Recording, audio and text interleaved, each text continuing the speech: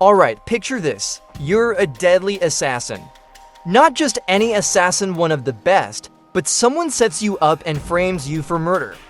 To make things worse, they curse you with a magical death clock, and now you're sprinting across a crumbling kingdom trying to stay alive. Still with me? Great. Welcome to Phantom Blade Zero, a game that feels like Crouching Tiger, Hidden Dragon had a dark, gritty baby with Sekiro, a game known for its brutal swordplay, tight parry system, and minimalist yet emotionally rich storytelling had a dark, gritty baby with Sekiro.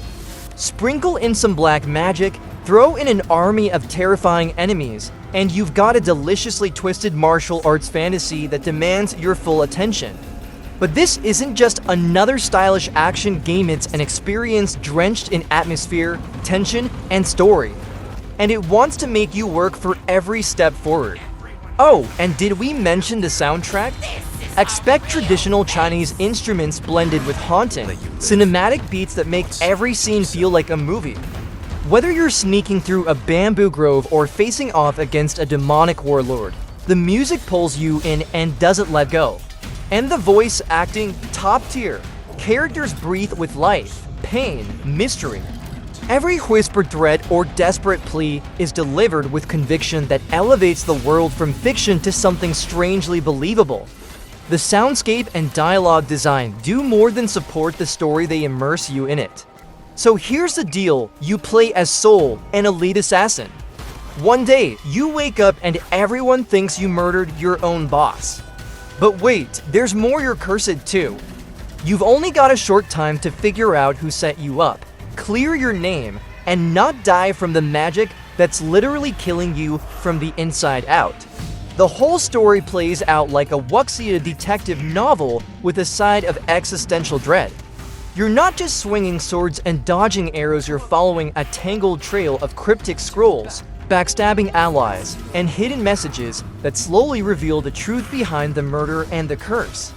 You're unraveling a conspiracy wrapped in ancient prophecy and martial code. It's heavy, mysterious, and packed with twists that actually land. Along the way, you'll revisit locations from Soul's past, triggering memories and flashbacks that add emotional weight to every step forward. The story is as much about identity and redemption as it is about revenge. Think of it like a psychological thriller where the blade is just as important as the truth. You'll also encounter a secret society of outcast warriors, like the enigmatic twin blade wielder named Yao, who guards a ruined monastery and challenges your morals before lending her help. These are healers, and scholars who each know a piece of the puzzle. Some will test your loyalty, others will offer dangerous deals. It's up to you whether to trust them or cut ties. And here's a twist, not all memories are trustworthy. Some of Soul's recollections begin to contradict each other, creating a layer of doubt that affects your choices and may even change how the final chapters unfold. As you progress, you'll travel through different regions, uncover secrets from the past, and slowly piece together why the world is falling apart. From corrupt officials to supernatural cults, everyone seems to have an agenda, and trust, it's in short supply. It's part revenge tale, part redemption arc, and all-around cinematic gold. Let's talk about the combat because wow. It starts off simple, to buttons, combo-based. Sounds manageable, right? But then it hits you with layers. Timing, spacing, stamina, weapon switching, magic casting, and then boom, you're in the middle of a 1v3 fight and barely hanging on. You've got tons of weapons to play with. Swords, daggers, bows, even magic-infused gadgets that feel like something straight out of a steampunk ninja movie. The animation's silky smooth, you don't just press buttons, you dance. Like actual martial arts choreography that would make old-school kung fu films jealous. Every battle feels personal. One moment, you might be facing a silent monk who strikes with lightning-fast precision, the next you're squaring off against a towering, mask-wearing brute who uses corrupted magic and unpredictable combos. You're not just mowing down enemies. You're studying them, exploiting their weaknesses, and when you finally land that perfect combo, chef's kiss. Boss fights are epic, theatrical, and demand your full attention. They often have multiple phases, each introducing new mechanics that force you to adapt quickly. Think Sekiro-style intensity, but with a wuxia flair. Some fights even include quick-time cinematic clashes that make you feel like you're in a high-budget martial arts film. There are also challenge modes, like fighting under strict rules or environmental hazards. Some arenas have collapsing floors, shifting walls, or mystical fog that changes your visibility. These elements keep even veterans on edge. Oh, and don't get too comfortable with one weapon. The game encourages flexibility. Different enemies react to different tools and techniques. Learning when to switch from sword to spell could be the difference between glory and defeat. Phantom Blade Zero's world is like an ancient scroll painted with blood and ash. 1 second you're in a lush forest shrouded in fog, the next you're walking through a desert where the wind howls like a dying god. And in between, abandoned temples, cursed villages, and cities rotting from the inside. The game nails atmosphere. Think Ghost of Tsushima, but with darker colors, stranger creatures, and a real sense that the world is falling apart at the seams. Every zone you explore has its own lore, its own enemies, and side quests that actually matter.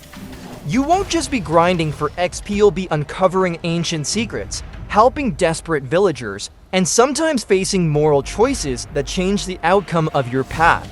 Some regions are infected with dark energy, corrupting wildlife and altering the terrain.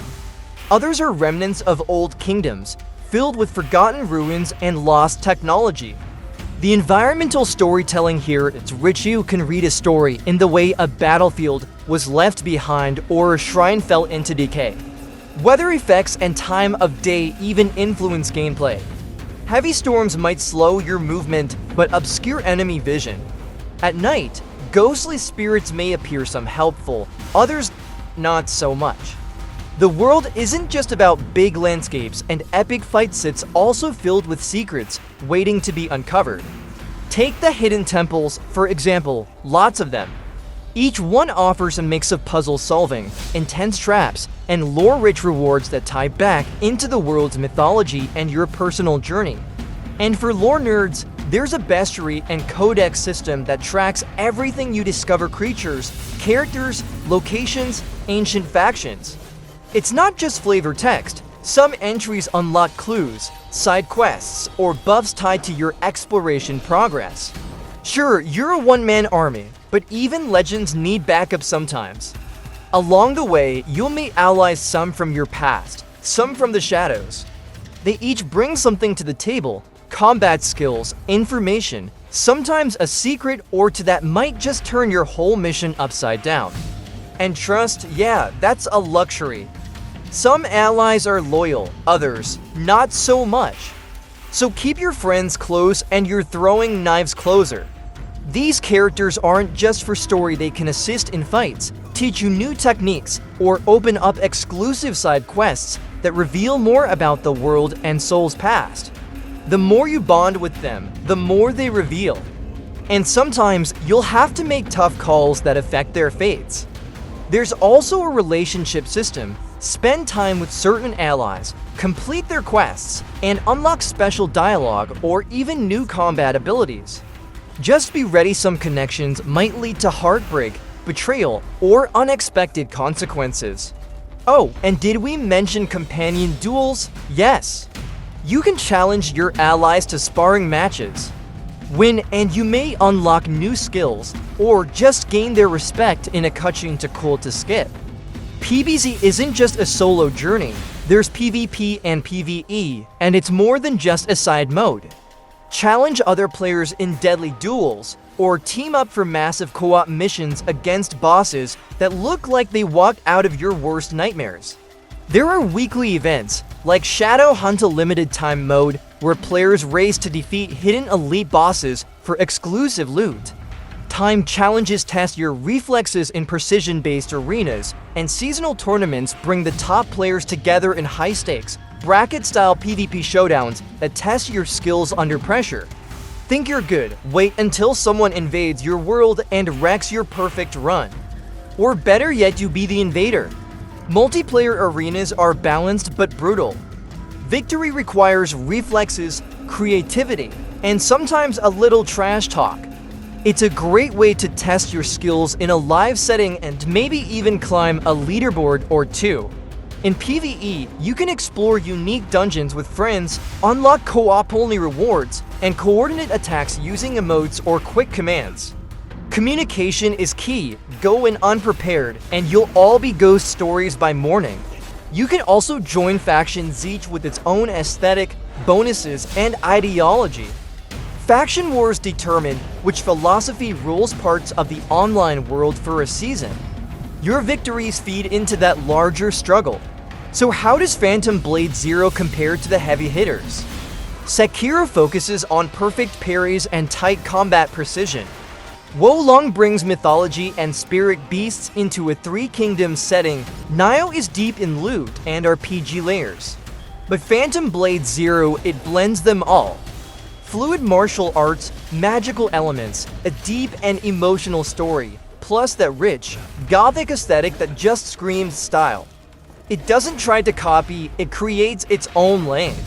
What sets it apart is how personal it feels. The game doesn't just challenge your reflexes, it challenges your mind.